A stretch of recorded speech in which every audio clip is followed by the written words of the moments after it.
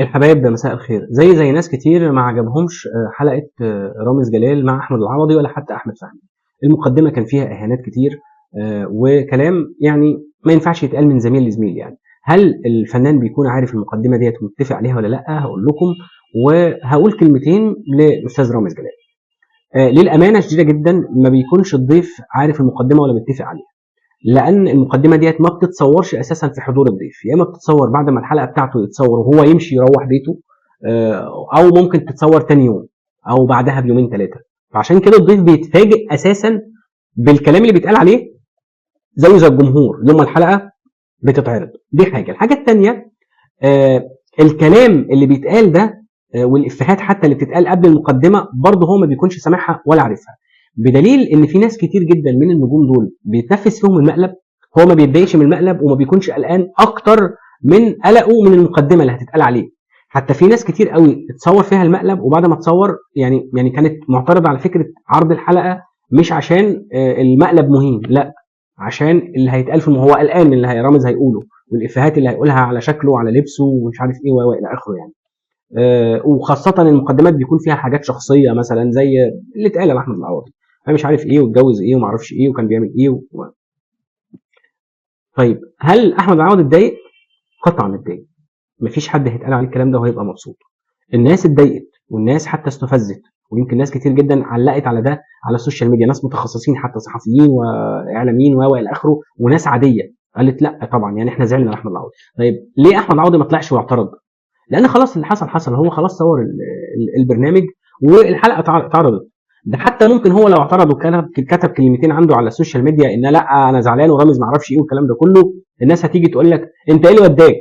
انت ايه اللي خلاك توافق اصلا هي تتذاع من اساسا؟ ما انت قابض مش عارف ثمن مش عارف ايه انت يعني هيتهاجم. فعشان كده هو خدها من قصيرها وقال لك خلاص احنا هزرنا، اتفرجوا بقى يا جماعه على فهد البطل.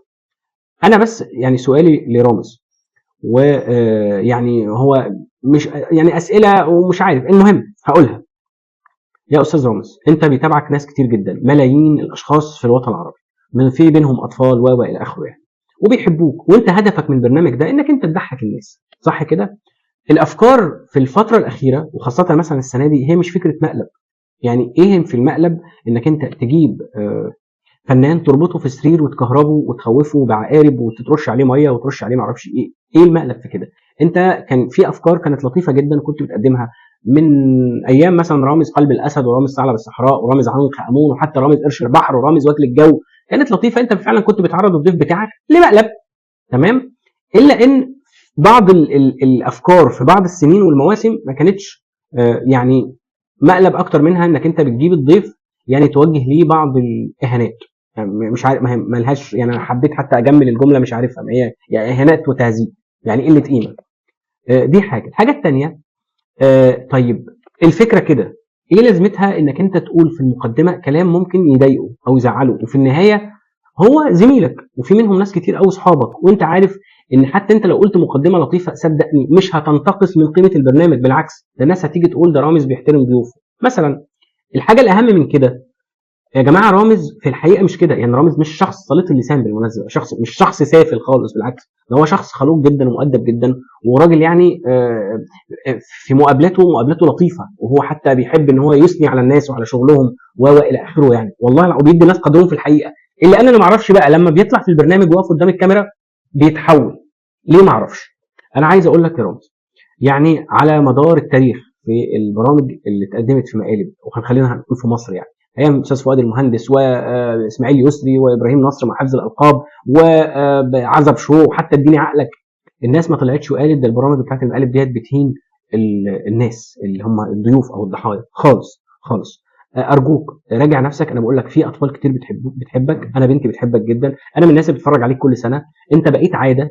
نفسي تبقى ايقونه حلوه، يعني ايقونه جميله، ان احنا نقول ده رامز قدم سلسله برامج مثلا على مدار 20 سنه، ربنا يديك طول العمر، او 25 سنه او 30 سنه، كلهم كانوا احلى من بعض والدنيا كانت حلوه والراجل يعني كان بيمتعنا كل سنه. نفسي تعمل كده يا رامز وتراجع نفسك في المقدمات. والله انت لو قلت على الضيف كلام حلو في المقدمه اقسم بالله ما هتقلل من قيمه البرنامج، بالعكس هتضيف ليه. الحاجه الثانيه، ابحث عن افكار فعلا انت يعني تعرض ضيوفك او زمايلك او صحابك لمقلب بجد. يعني انت فاهم، يعني مقلب مش مجرد انك انت بتجيبه بتربطه وبتعذبه، عمره ده ما كان مقلب. كل سنه وانت طيب، ومنتظرينك السنه الجايه اذا كنت انت هتكون موجود معانا، وكل سنه وانتم طيبين ورمضان كريم عليكم.